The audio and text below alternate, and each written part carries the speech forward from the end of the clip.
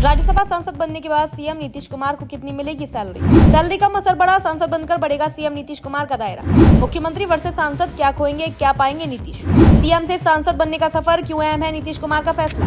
बिहार की राजनीति इस समय एक बड़े बदलाव के दौर से गुजर रही है। लंबे समय एक सत्ता की कमान संभालने वाले नीतीश कुमार अब एक नए राजनीतिक सफर की ओर बढ़ते नजर आ रहे हैं। राज्य की राजनीति में अपनी मजबूत पकड़ बनाने के बाद अब उनका ध्यान राष्ट्रीय स्तर की राजनीति पर है। राज्यसभा जाने की उनकी संभावित पारी ने राजनीतिक हलकों में नई चर्चाओं को जन्म दे दिया है। ये सिर्फ एक पद परिवर्तन नहीं बल्कि राजनीतिक रणनीति और भविष्य की दिशा तय करने वाला बड़ा कदम माना जा रहा है। नीतीश कुमार का राजनीतिक सफर हमेशा से ही उतार चढ़ाव भरा लेकिन प्रभावशाली रहा है। उन्होंने कई बार बिहार के मुख्यमंत्री के रूप में शपथ ली और अपने कार्यकाल में राज्य की राजनीति को एक स्थिर दिशा देने की कोशिश की। कानून व्यवस्था, बुनियादी ढांचे और सामाजिक योजनाओं के जरिए उन्होंने अपनी एक अलग पहचान बनाई।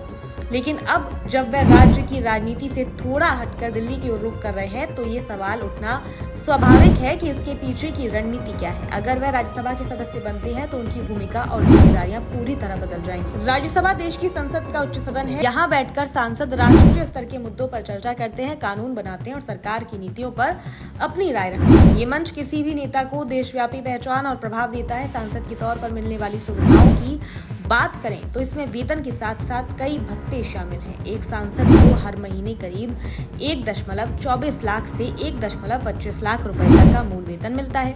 इसके अलावा संसद सत्र के दौरान प्रतिदिन 25 रुपए का भत्ता दिया जाता है। कार्यालय संचालक के लिए 75,000 रुपए, स्टाफ वेतन के लिए 50,000 रुपए और स्टेशनरी के लिए 25,000 रुपए हर महीने अलग से मिलते हैं।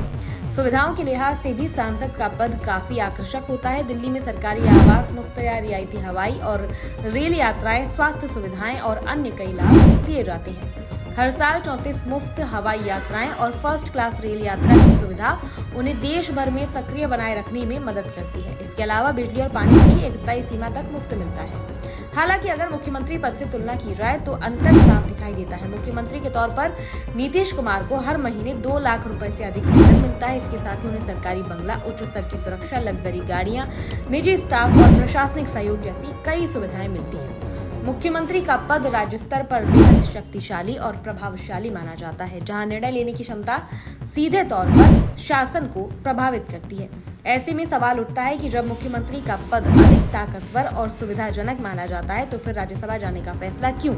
इसका जवाब राजनीति के बड़े कैनवास में छिपा है। राज्य की राजनीति में अपनी मजबूत स्थिति बनाने के बाद अब राष्ट्रीय राजनीति में सक्रिय भूमिका निभाना किसी भी बड़े नेता के लिए स्वाभाविक कदम होता है। दिल्ली की राजनीति में प्रवेश करने का मतलब है कि अब उनका प्रभाव केवल बिहार तक सीमित नहीं रहेगा बल्कि पूरे देश में उनकी भूमिका महत्वपूर्ण हो सकती है। राज्यसभा सदस्य के रूप में वह देश की नीतियों को प्रभावित कर सकते हैं, महत्वपूर्ण विधेयकों पर अपनी राय दे सकते हैं और राष्ट्रीय मुद्दों पर अपनी छाप छोड़ सकते हैं। इसके अलावा ये भी माना जा रहा है कि ये कदम भविष्य की राजनीति को ध्यान में रखते हुए उठाया गया है। राष्ट्रीय स्तर पर सक्रियता बढ़ाने से उनकी राजनीतिक प्रासंगिकता लंबे समय तक बनी रहती है। साथ ही ये उनके दल के लिए भी नई संभावनाओं के दरवाजे खोल सकते हैं। बिहार की राजनीति पर इसके प्रभाव की बात करें तो ये बदलाव काफी अहम साबित हो सकता है। नीतीश कुमार के मुख्यमंत्री पद छोड़ने के बाद राज्य में नेतृत्व का नया चेहरा सामने आएगा। इससे सत्ता संतुलन और राजनीतिक समीकरण दोनों बदल सकते हैं। नए नेतृत्व को खुद को साबित करने का मौका मिलेगा। वहीं विपक्ष भी इस बदलाव को अपने पक्ष में बुनाने की कोशिश करेगा। राजनीतिक विश्लेषकों का मानना है कि परिवर्तन केवल एक व्यक्ति का पद परिवर्तन नहीं बल्कि पूरे राजनीतिक परिदृश्य को प्रभावित करने वाला कदम है। इससे आने वाले समय में नए गठबंधन, नई रणनीति और नए नेतृत्व के उभरने की संभावना बढ़ जाएगी। वहीं जनता के नजरिए से देखा जाए तो ये बदलाव उम्मीद और उत्सुकता दोनों लेकर आया है। लोग ये जानना चाहते हैं कि नया नेतृत्व राज्य को किस दिशा में ले जाएगा और क्या विकास की गति बरकरार होगी। साथ ही वह यह भी देखना चाहेंगे कि दिल्ली की राजनीति में नीतीश कुमार की नई भूमिका कितनी प्रभावी साबित होती है। अंत में कहा जा सकता है कि नीतीश कुमार का एक कदम भारतीय राजनीति में एक नई कहानी की शुरुआत है। बिहार से निकलकर अब वह राष्ट्रीय मंच पर अपनी भूमिका निभाने जा रहे हैं। ये देखना दिलचस्प होगा कि उनकी नई पारी कितनी सफल होती है और क्या वे पहले की तरह ही प्रभावशाली नेतृत्व का परिचय दे पाते हैं या नहीं।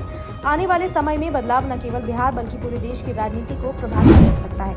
अब सबकी नजरें इस बात पर टिकी हैं कि दिल्ली में उनकी नई भूमिका किस तरह आकार लेती है और वे राष्ट्रीय राजनीति में अपनी छाप कैसे छोड़ते हैं।